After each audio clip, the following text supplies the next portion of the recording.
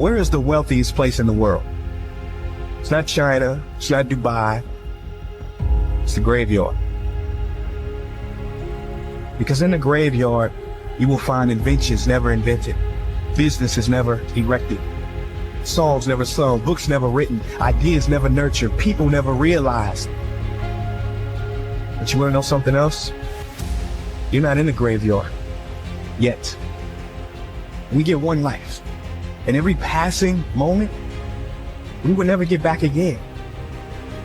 The problem is, you think you have time. Stop wasting your life.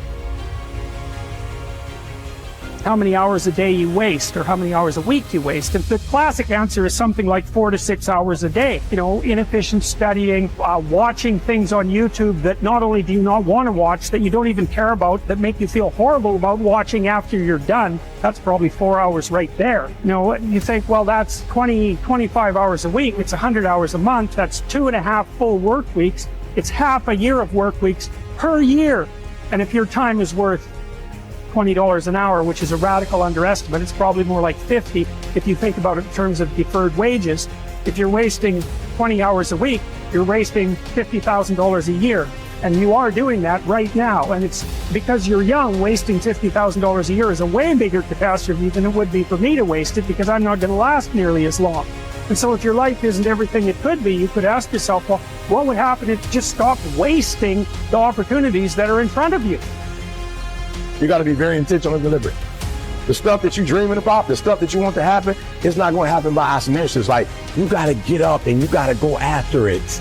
And what the devil wants you to do, what the enemy wants you to do, is get distracted and focus on stuff you shouldn't be focusing on. He wants you to stay in bed. What he would love to do is for you to waste these next 2 or 3 weeks.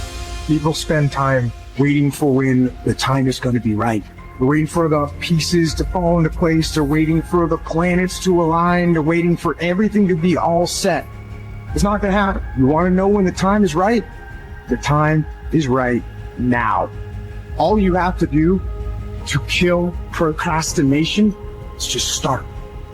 More active and commendable still is the person who is waiting for the daylight and intercepts the first rays of the sun. Shame on him who lies in bed dozing when the sun is high in the sky, whose waking hours commence in the middle of the day. You have to dedicate every breath, every ounce of energy, and every thought and effort that you possibly have in your heart to becoming what it is you want to be. Because nothing great comes from a position of comfort. Everything worthwhile, everything that is great comes from being in a position of uncomfortable. Nothing worthwhile is easy to get. Everything is going to make you uncomfortable. Get used to it. And if you can get used to being uncomfortable, your limits are non-existent. Everything strives to become all it can possibly be. And that striving to become is what discipline is all about. Disciplining ourselves to fulfill our natural potential to become all that we can be. And finally, discipline attracts opportunity. Opportunity is always looking for ambition and skill in action. Discipline taps the unlimited power of commitment. The human will in action, driven by inspiration, enticed by desire, tempered by reason, guided by intelligence, can bring you to that high and lofty place called the good life. Discipline, those unique steps of intelligent thought and activity that put a lid on temper and a faucet on courtesy, that develop positive and control negative, that encourage success and deter failure, that design lifestyle and control frustration, that enhance health and curb sickness, that promote happiness and manage sadness. Discipline, the start and the continuing process that brings all good things. And remember, anyone can start the process. It's not if I could, I would. It's if I would, I could. If I will, I can. So start the new process. You can begin a new habit no matter how small it is. Small isn't important. Whether or not you start and whether or not you continue are all that is important. And don't be deluded by an affirmation. Only affirm what you are truly prepared to do. Many of us delude ourselves with our words into believing that we're making changes and making progress when in fact our daily activity is taking us in the exact opposite direction of our affirmation. Why would you walk in the opposite direction of your dreams? The man dreams of wealth and walks daily towards certain financial disaster. The man wishes for happiness and thinks the thoughts and commits the acts that take him to certain despair. So to have a prosperous life, start a prosperity plan. To become wealthy, start a wealth plan. Remember, you don't have to be wealthy to have a wealth plan. A person with no means can have a rich plan. If you are ill, start a health plan. If you don't have energy, start an energy plan. If you don't feel good, start a feel-good plan. If you're not smart, start a smart plan. If you can't, start a can plan. If you haven't, start a have plan. Anyone can. Even a bad person can start hearing good messages and reading good books. Recognize that the start of the better life, the happy life, the wealthy life, is today. This is exciting. Both the process and the result can begin today. Start the new journey today. If you think of a new idea, today is the day to begin the discipline of putting that idea into action. Set this day up as a long, busy, exciting start for your new life. Get your first book for your new library today. Begin your new practice of setting goals today. Start clearing out a drawer of your new orderly desk today. Start eating an apple a day on your new health plan today. Put some money in your new investment for fortune account today. Start reading with intensity for your new wealth of mind plan today. Write a postponed letter today. Make a delayed telephone call today. Pick up your camera and take a picture of something to start your new treasury of photographs today. Get some momentum going on your new commitment to the better life. See how many activities you can pile on in this first day. Go all out. Break away from the negative downward pull of gravity. Start the thrusters going. Prove to yourself that waiting is over, hoping is past, and that faith and action have now taken charge. It's a new day, a new beginning for your new life. With discipline, you can't believe the list of positive moves you can make in the first day of your new beginning. What have you got to lose? Only the despair and fear and guilt of the past. Only the dissatisfaction and unhappiness and lack of fulfillment of the past. Only the frustration and low self-esteem of the past.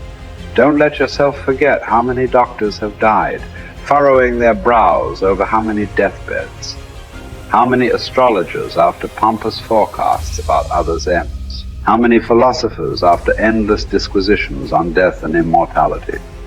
How many warriors after inflicting thousands of casualties themselves. How many tyrants, after abusing the power of life and death atrociously, as if they were themselves immortal. How many whole cities have met their end? Haile, Pompeii, Herculaneum, and countless others, and all the ones you know yourself, one after another. One who laid out another for burial and was buried himself, and then the man who buried him, all in the same short space of time. In short, know this: human lives are brief and trivial. Yesterday, a blob of semen. Tomorrow, embalming fluid, ash. To pass through this brief life as nature demands. To give it up without complaint. Like an olive that ripens and falls. Praising its mother, thanking the tree it grew on. If you do the task before you, always adhering to strict reason with zeal and energy, and yet with humanity, disregarding all lesser ends and keeping the divinity within you pure and upright, as though you were even now faced with its recall. If you hold steadily to this, staying for nothing and shrinking from nothing, only seeking in each passing action a conformity with nature, and in each word and utterance a fearless truthfulness, then the good life shall be yours. And from this course no man has the power to hold you back. Soon you'll be ashes or bones, a mere name at most. And even that is just a sound, an echo. The things we want in life are empty, stale and trivial. Dogs snarling at each other, quarreling children, laughing and then bursting into tears a moment later. Trust, shame, justice, truth, gone from the earth and only found in heaven. Why are you still here, Sensory objects are shifting and unstable. Our senses dim and easily deceived. The soul itself, a decoction of the blood, fame in a world like this is worthless. And so, wait for it patiently, annihilation or metamorphosis. And until that time comes, what? Honor and revere the gods. Treat human beings as they deserve. Be tolerant with others and strict with yourself. Remember, nothing belongs to you but your flesh and blood, and nothing else is under your control.